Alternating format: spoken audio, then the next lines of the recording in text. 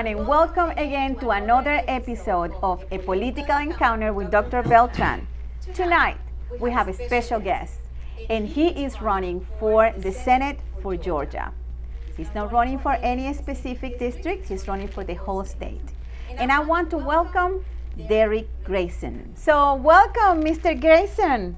Thank you for being here tonight. Well, thank you for having me, Ms. Beltran. It is an honor to be here on your show. It is an honor to have you in my show. Trust me, the honor is mine to give to you. Thank you so much. Thank you so much. Well, there is so much to talk about. There is so much to learn about you and your campaign. And I know you're not new to this arena. You are very professional. I try. You have been in the race a few times. And what I would like to do is just give us, please, the opportunity to learn, for all the viewers, to learn more about you. Sure. My name is Derrick Grayson, of course. I have run for U.S. Senate before, in 2014 and in 2016. I'm a preacher. I've been in the technology industry for the last 35, going on 40 years. Father of 5, and I am a U.S. Navy veteran. I have worked in many areas of public service, the homeless, inmates in prison. I am currently a youth advisor for Kiwanis International, and I just have a heart for the people. Impressive. Very, very impressive, very impressive. And you are running again. Yes. And we all want you to win. So do I. Exactly. But let me ask you something, not tell you, but ask you. I know you are very strong and you're always talking about Constitution and you're talking about rhinos. Why don't you explain to us exactly what does that mean? And of course, it will answer your question as to why I am running. Just a little history, a guy in the early 19th century, that was when he died, his name is Thomas Paine. He said, at best, government is a necessary evil. At worst, it is an intolerable one. Now, in that context, if people were to understand this country, one of the greatest on the earth, okay, many people come here to this country because of opportunity. Correct. However, even in this country, and if I go back to the preamble, our Declaration of Independence, which in fact was a declaration of war, it says we hold these truths to be self-evident that all men are created equal. And it talked about unalienable rights, the right to life, pursuit of happiness, liberty. However, this country still had slavery. You see, that's that thing that I talk about when man decides to ignore those things which are self-evident. If all men are created equal, why was there even slavery in this country? Correct. But it was because of the wickedness of men in power. And when we move forward to the Civil War, after the war ended, of course, we got the 13th Amendment, which was to free the slaves. Right. The Emancipation Proclamation should have been enough, but we needed to put it in writing for those that did not want to let it go. Then we needed the 14th Amendment so that the descendants of slaves would have access to citizenship. Well, that wasn't enough because then they didn't want them to vote. So we needed the 15th Amendment. Now, mind you, there's already a Bill of Rights. Correct. The first 10 amendments that should have applied to every Negro in America, but they ignored it. And if I fast forward on through, that wickedness of people in power required us to still have to have the Voting Rights Act of 65 and the Civil Rights Act of 64, because even though it may be written down, even though it is supposed to apply to everyone, wicked people, when they get in power, they will ignore those very laws themselves, which brings me to the point with rhinos. Rhinos to me are the biggest offender. It means Republican in name only. Let's pause right there. Republicans in name only. Yes. So that means they are in the Republican Party. Yes. They belong to the Republican Party. They Yes. act like if they are Republicans, but they're not. They are not. They are pretending. Is that what you're saying? They are pretending to be conservatives. Oh, I see. So conservatives go with the old adage, and what that means is, what works, you stick with it. All men are created equal. Wow, if everybody understood that and stuck with it, we wouldn't have had slavery. But rhinos masquerade as conservatives. They tell their voter base, I am a conservative. I will protect your liberty and your freedom. And every time they're sent back to Washington, D.C., they vote against the Constitution almost as much as Democrats. Unbelievable, because I know there are, within the Republican Party, there are anti-Trumpers. Yes. I know. But now being in the Republican Party and being anti-conservative, that's what you were saying, and then voting, like basically sneaking behind everybody's back and voting against what we believe on. Yes, that's exactly what's happening. And the reason for the anti-Trumpers, Trump declared war on rhinos and liberals, people that were destroying the country. Mm-hmm. And with that, in essence, like Jesus, he was overturning the money changers' tables. And people don't like that. Rhinos want Trump gone. Democrats want Trump gone, because Trump is fighting for the people, and that is against all that liberals hold true, and that interferes with what rhinos seek for themselves, personal enrichment. Oh, wow. Very strong pill to swallow. Yes. And how come the true Republican, the conservative, how come they feel safe? Is there a way to know, to unmask, the rhinos? Or how do the people really know if they are infiltrated in their parties? Because we'll attend to the GOP's, gatherings, and then, this is a political movement, so we're always being part of it. How can someone, or what can you tell, the true Republicans and conservatives, how to spot them? You can spot them by looking at their voting record. But understand, politicians on both sides of the aisle know that the average voter is not going to check their voting record. I call it my guy syndrome. And my guy syndrome is, my guy is okay. It's the other people that are in Washington that's the problem. Or our party is all about looking out for us. It's the other party that is the problem. Everybody blamed Obama for all of the ills in the country, but they forgot about George Bush. George Bush and Barack Obama, their policies behind the curtain Correct. Were essentially the same. Regime change, endless wars, government spending off the chain, not an effort at all for either of them to reduce taxation, not an effort from either of them to get rid of the Federal Reserve. They have just been continuing down this path until Trump. Correct. You have said a big truth. That is right. That is why I am running, because I am tired of taking it from the government. I see. And you are correct in a lot of things that you just said. So, guys, this is Derrick Grayson. Derrick Grayson is running for Georgia Senate, and we are going to discuss right after commercials. We're going to discuss about your agenda, what he is standing for, what you believe on, and what do you want to give the people once you become a senator. Absolutely. Okay, it's very important. So stay tuned. We'll be right back after these commercials.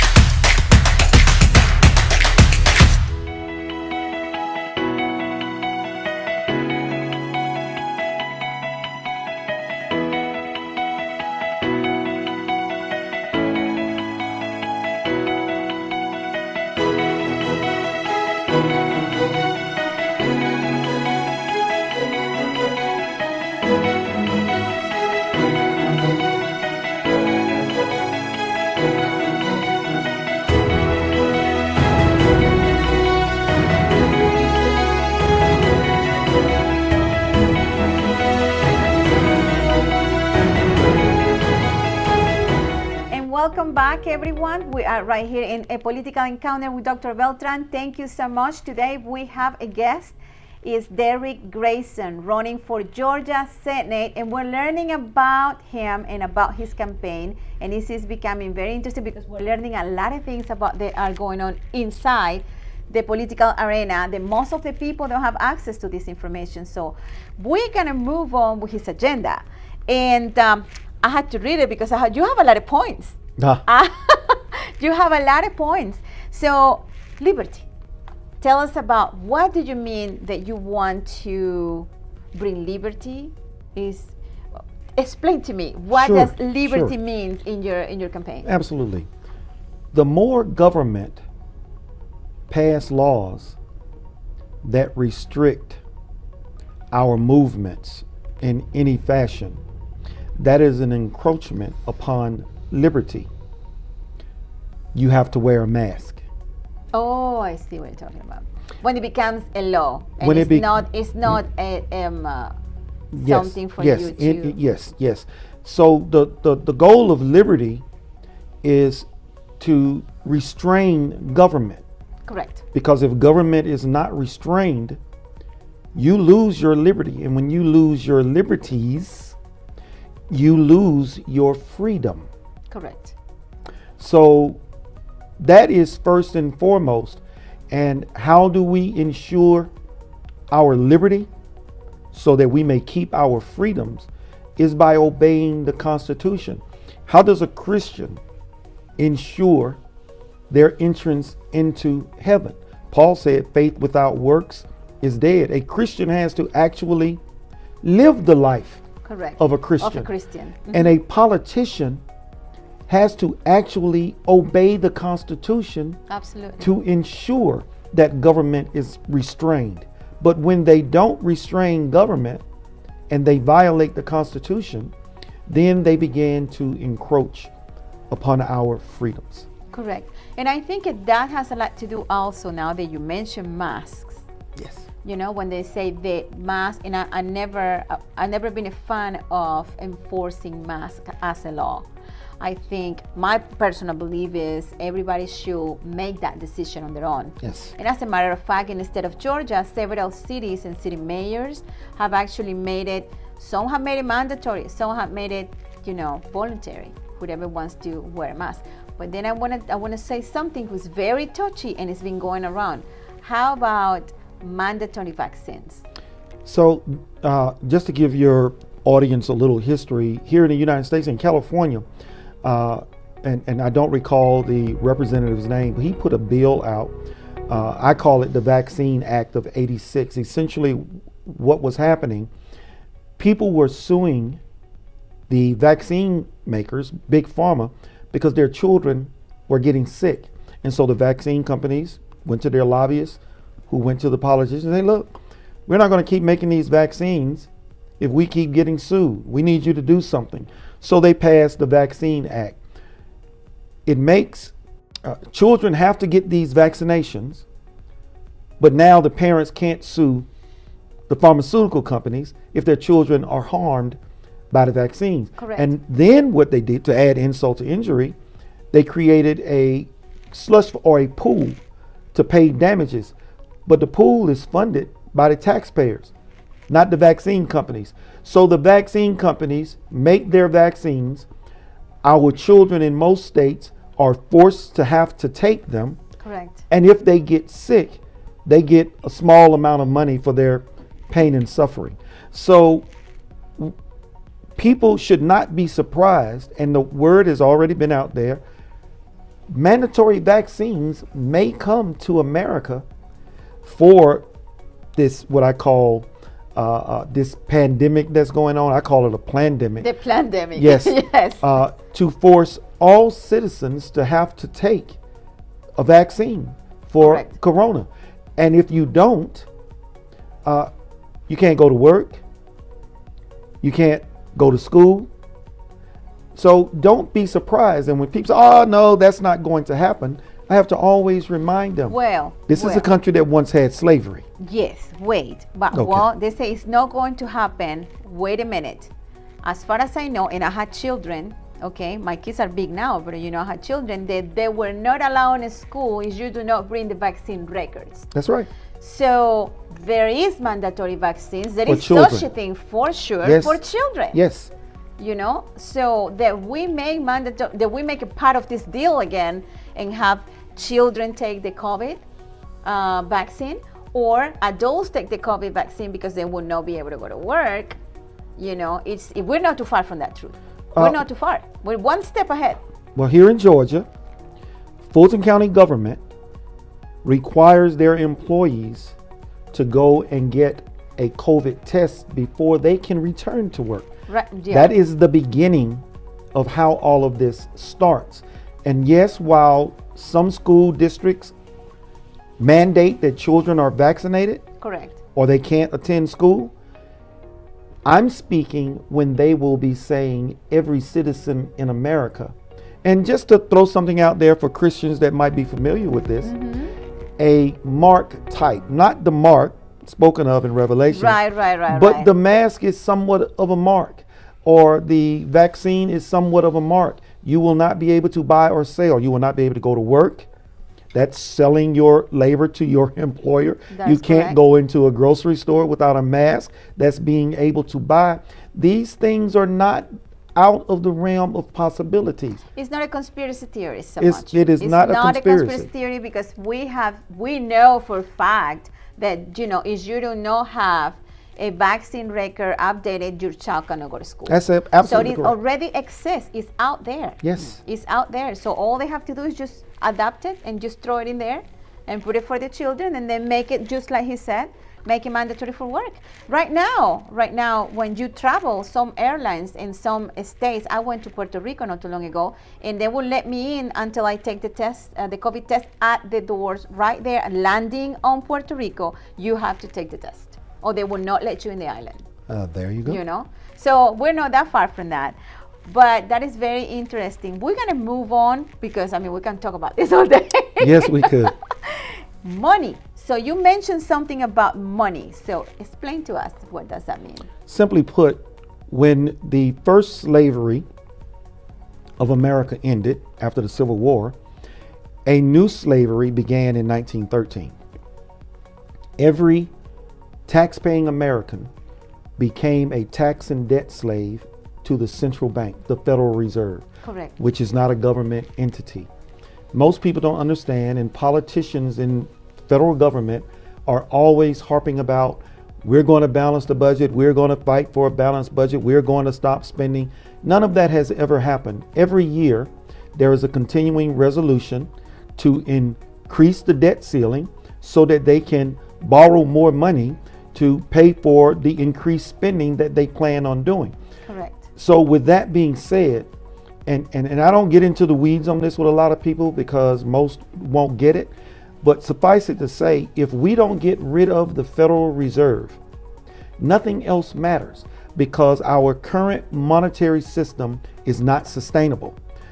It's like somebody trying to live on a $10,000 credit card. They max it out and they keep going back to the bank saying, please increase my limit, but their income is not increasing.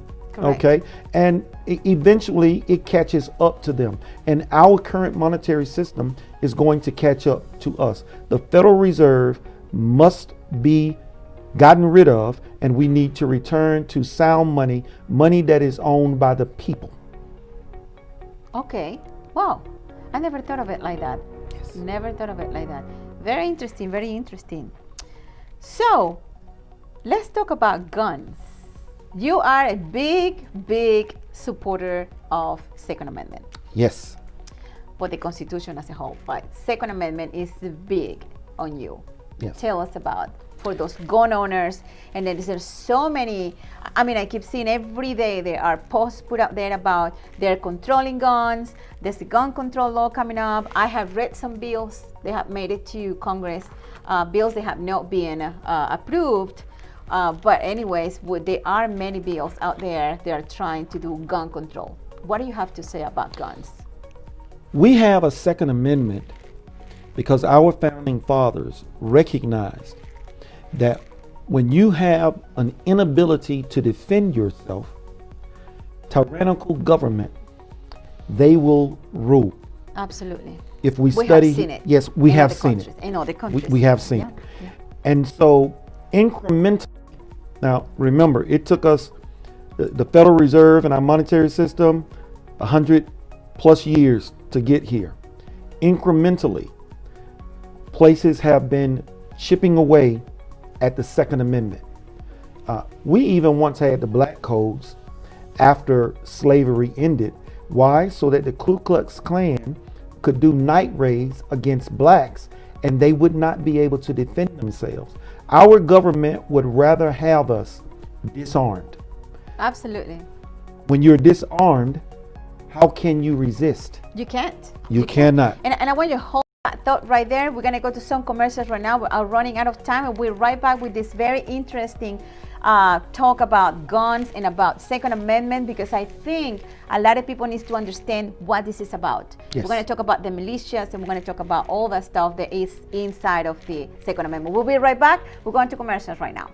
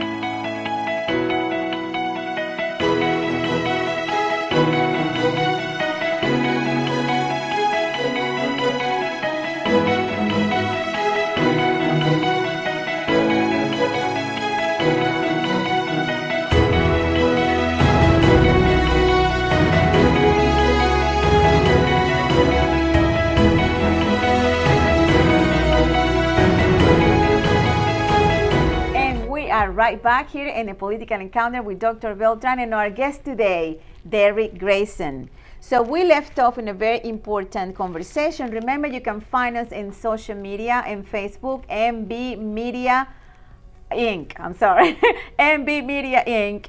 And you can see all our videos and all our interviews with different candidates and different people related to the political arena. So right now with Derrick Grayson, we were talking about guns.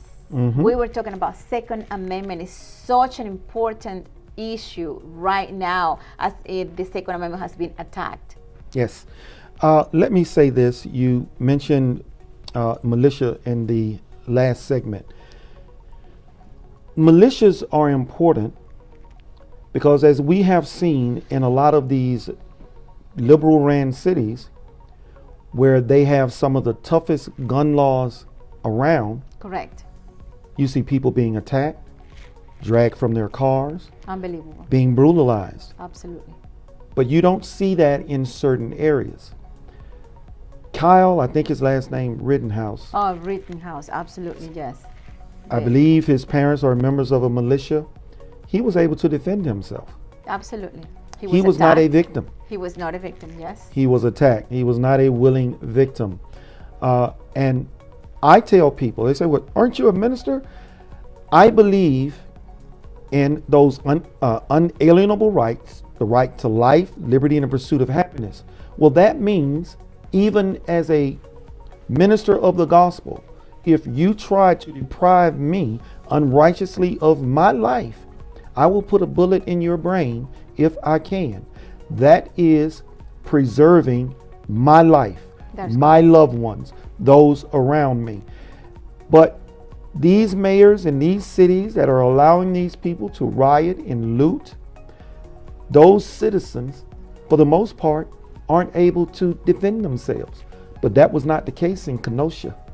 No, that was not the case in Kenosha. That's right. I witnessed what happened in Rochester this weekend, in Rochester, New York. Yes. The looters they had the audacity to even escalate and go to people's homes and try to get into their homes, and they were, there is absolutely no excuse for that.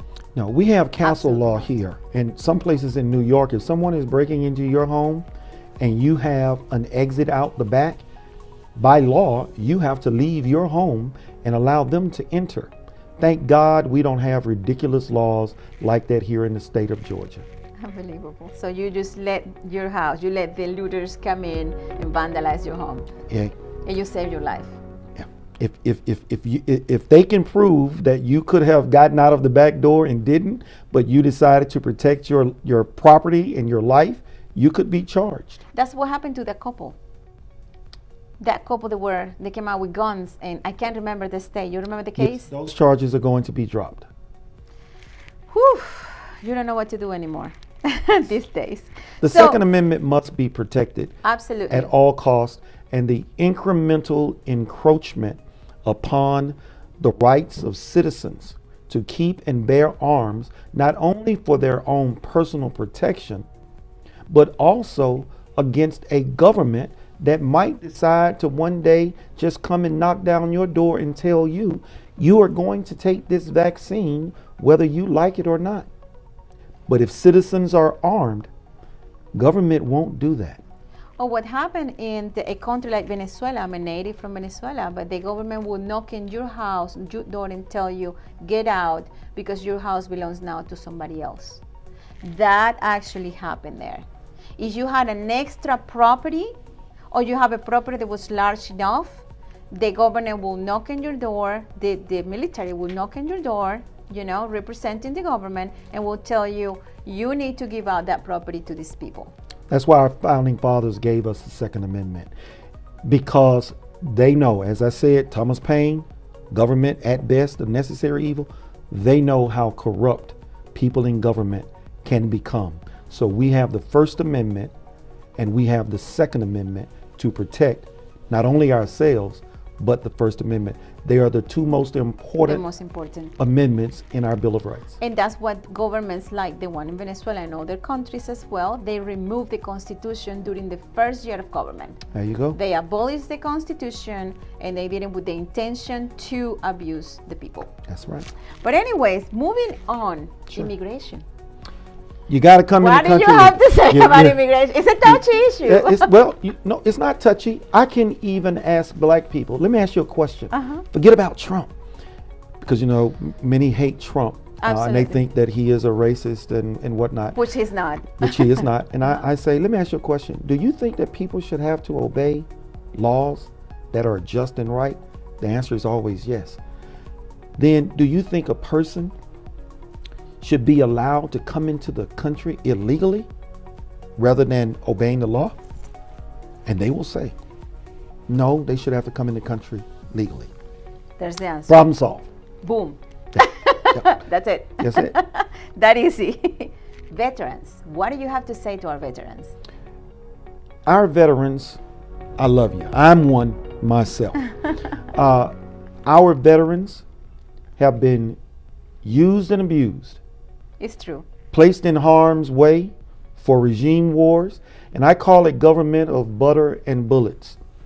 The government gives bullets to the military industrial complex, and they give butter in the way of social welfare programs and handouts to those who think that they are owed something from other people who go out and work for it. Our veterans have been used in regime change wars, endless wars for decades, and it's That is time correct. for it to end. Our troops should be taken care of if they are injured. They should not be struggling. Suicide rate should not be as high as it is, and we should stop abusing our military. Our troops should be used to defend our borders and to aid our allies. That's it, not to install puppet dictators. So one of the problems that I've seen happening to the veterans a lot is that once they get out of the forces, they can find a job. Their skills that they learn in the military are not transferred to real life. And I have seen that happen. And then there is, Veterans Affairs and the employment places, and also they are supposed to have programs that work for them where they can match them with companies where they can work in the private sector, but it's not happening. Well, things have gotten better because of Donald Trump. I carry my father to the VA quite often, and I saw the change. It was not so prior to Trump getting in office, but also Trump has stopped the regime change wars. He's trying to bring the troops home. So, you got to stop breaking the troops first. And when the troops come home broken, they need to be fixed. So again, that's the military industrial complex. Like you just said, they go, they break them, they come back, they can't get help. Same thing with the prison industrial complex. You send them to prison, they change the name from the Department of Rehabilitation to the Department of Corrections. No training. So what happens? They get out, going right back into prison. Recidivism. So that's government. That's what they do. Yes, it's sad.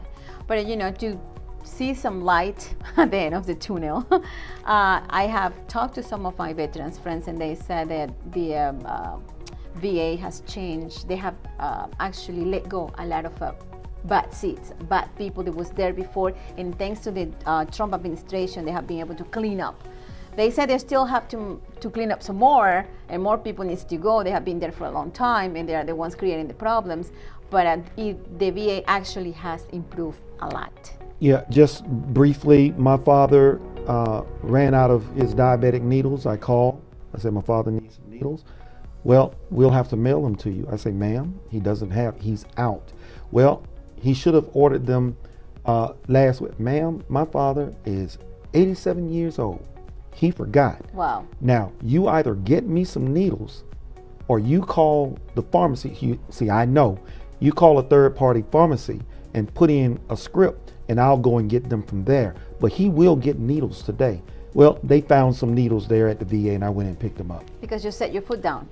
Yes, yes. You set your foot down. Yes. And that's a very good tip. Well, anyways, we do have probably no time to talk about your other three points that you stand for in your campaign, which is education, very important point, war, and life. Education, return it back to the states, get the government out of it. Jimmy Carter did us a disservice with the Department of Education. I am pro-life. Stop the government from funding abortion, period. No question. And if I could repeal Roe v. Wade, I would. Very good. Wow, that was very summarized. Right to the point. Let's do something. Why don't you tell people how can they reach you? Where can they read more about you? Website? Sure. Social media? Yeah, GraysonforGeorgia.com. And that's Georgia spelled out. I'm sorry, listen to me. Grayson, G-A abbreviated. Listen up, G-A abbreviated. So Grayson, Forga.com. That's the website. My Facebook page, of course, is Derrick Grayson. But if you just Google my name, Derrick Grayson, you will find all of my social media accounts, Twitter, Instagram, Facebook, as well as our website. Elections. Well, I am looking to win, and what I tell the voters is this: even if you are not in the state of Georgia, if I win, you're going to get a guy who is only going to stay in office for one term. I'm going to show you how you do term limits. They sign pledges every year that they will pass term limits, but they won't. So I'm going to show you how it's done. One term, and I'm out, and you're going to get 100% of the Constitution, 100% of the time, and I will name names. I will tell you, even if it's a senator from another state, I will tell his constituents what he is doing to them so that they can term limit him themselves. And that's how the process is supposed to work. I shall serve by example. I never use the term leader. You know what? Because those leaders are the problem. I've had enough of leaders. I'm looking for some servants. Very good. Very impressive. Thank you so much, Derrick, for coming tonight. And you heard it yourself. You heard everything he had to say. He's for real. He's the real deal. November 3rd, Derrick Grayson for Senate. Don't forget about that. Thank you so much for coming today. And remember, you can find us at MB Media, Inc. and Facebook. We'll see you next time. Thank you for being in A Political Encounter with Dr. Beltran.